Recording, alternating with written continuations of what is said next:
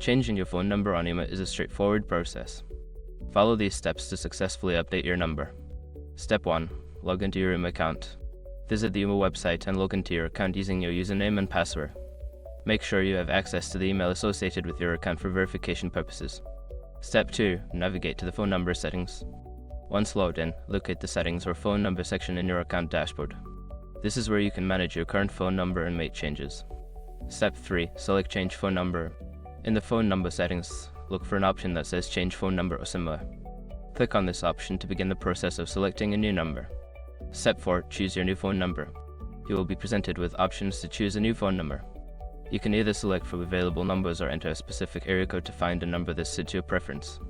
Step 5. Confirm your changes. Before starting recovery, use the eshare.com link in the description to open the account recovery checklist generator and make sure your verification details are ready. Once you have completed these steps, your new phone number will be active on your Ooma account.